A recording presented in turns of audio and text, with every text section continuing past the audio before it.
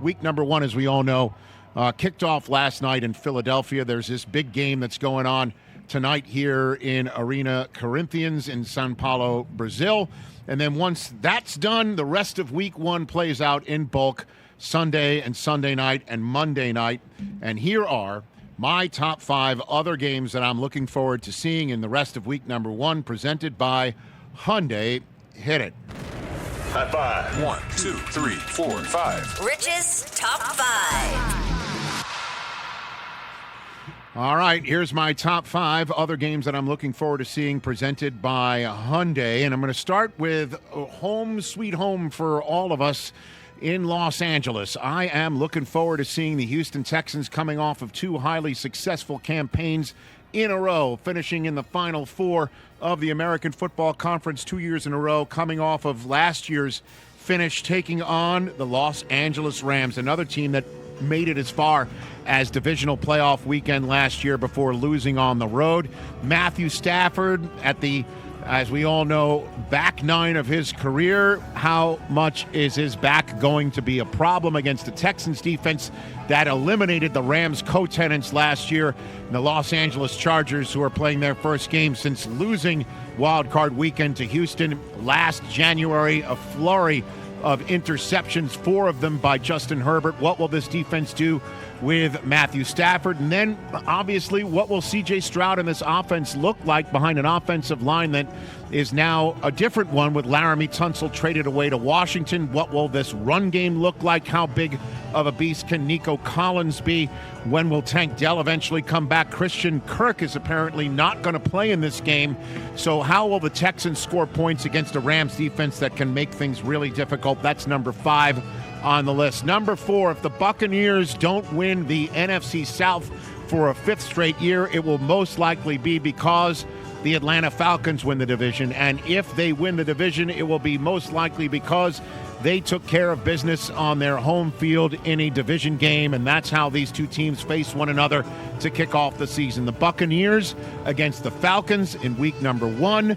Michael Penix Jr. did not throw a pass in the preseason. We shall see if that means a darn thing or not. Bijan Robinson now with Raheem Morris in year number 2. For those two together, Michael Penix in his first full season as a starting quarterback. Baker Mayfield and the Bucs have a ton of Super Bowl hype around them. We shall see if they fare better against the Falcons than last year. They got swept by Atlanta, and if Atlanta didn't fall completely apart, well, 1, Atlanta would have won the division, and 2, Michael Penix Jr. wouldn't have had the cup of coffee at the end of last year that might be a little bit of wind beneath the Falcons' wings in his first week 1 start of his career. I'm looking forward to that big-time NFC South game. Meanwhile, we all know the Steelers and the Jets are playing one another in week number 1 because we all know the schedule makers sensed that Aaron Rodgers was going to come back and be the starting quarterback for the Pittsburgh Steelers. And at that point in time, we had already known that the Jets had gone into the Steelers'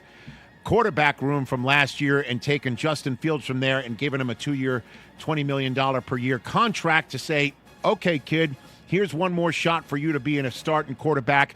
And we've got our own new Aaron in town. His name is Glenn. He's the new HC of the Jets, who once upon a time apparently told Aaron Rodgers, why don't you come across the country so I can tell you to your face something I could have told you on FaceTime, that we're done here. The Steelers, as we all know, turning to Rodgers to try and break a streak of 6 straight seasons with a playoff loss, 6 straight seasons with nothing but a one and done for Mike Tomlin's Pittsburgh Steelers. That's the longest streak of playoff losses in a row suffered by a Super Bowl winning head coach ever. Can that end this year where the Steelers make it back and do more than just say, hey, we finished above 500. At least we made the playoffs and won a playoff game this time. Can they do that or go even deeper? What a big-time game this is between the Steelers and the Jets to kick things off. And then there's the Lions and the Packers in Green Bay, Wisconsin. The NFC North having the 2 top teams from last year that we all thought going in would wind up, unless the Vikings would suddenly surprise as they did. The Lions and Packers starting together in Lambeau Field. Micah Parsons, we assume, is going to be healthy enough to try and make Jared Goff minus Ben Johnson a nightmare day for Detroit to send them to an 0-1 start and serve notice that this is now the Packers' time to not only win this division, but potentially go even deeper than that, back to the Super Bowl, if not win it. 2 Super Bowl contending teams in the same division, one game, one big afternoon on CBS. Romo and Nance will be there for that one. Can't wait to see Lions and Packers. And then, of course, there's the Sunday night football game. Ravens at Bills. These two teams faced one another. We know the Bills ended the Ravens season last year. We all understand, again, the Chiefs, their logo's right behind me, right behind my right shoulder. It's been the Ravens, the Chiefs, and the Bills finishing in the top 4 of the AFC, and it's just been a revolving door from who from the AFC South can break through. A few years ago, it was Jacksonville. Last 2 years, it was Houston. Who is going to potentially be the 1 seed in the AFC? Could it be the winner of this game, welcoming the Chiefs into their house at some point and finally ending the Chiefs' reign, and then potentially go on to the Super Bowl and win it for Baltimore or win it for Western New York? A lot on the line on Sunday night, certainly with it being the opener of the final season of Highmark Stadium. The Bills will be wearing a commemorative patch for the stadium that they will be leaving behind, and hopefully for them, finishing up with a win in the AFC Championship game that they're hosting, because potentially they've won this game. Just to see the Ravens back in Buffalo, New York, to try and avenge a loss. This is going to be an outstanding game on Sunday Night Football on our friends at NBC, and my number 1 game atop my top 5 list of games that I can't wait to see coming up this weekend. There it is. It's my boy, Cooper, saying one more. And I know I did not include the Monday night game on my top 5. I was going with just Sunday games here on out. Clearly, I want to see the Bears and the Vikings play one another, with Caleb Williams, the top overall pick from last year's draft, going against J.J. McCarthy and a 14-win team from last year in Minnesota, starting J.J. McCarthy for the first time in his young career to see what they're doing. I'm just going Sunday games here, and that's why I'm choosing the 49ers at the Seahawks as my one more game. Can't wait to see what San Francisco looks like in Brock Purdy's first start as a Piz-Aid quarterback in the National Football League. Will Christian McCaffrey play in this game? I cannot believe we're talking about him being limited in practice going into a Week 1 game out of the blue with a calf issue, just like last year. And then there's the Seahawks. You want to talk about a completely revamped team from one year to the other. There's a new offensive coordinator.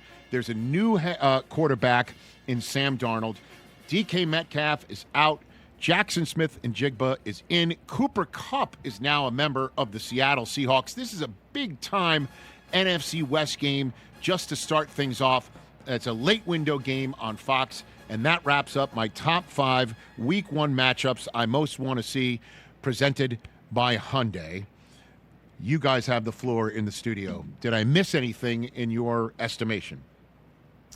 I don't think so, man. This Week 1 is every matchup is appealing and exciting and has potential for fireworks, and I just cannot wait for the games to get started. You're on top of all of it. TJ, what do you think, sir? I'm not saying that just to be agreed with, but go for it. I mean, I agree with appreciate Chris. it. You know me, man. The pressure's off of me this week, and because varsity already played.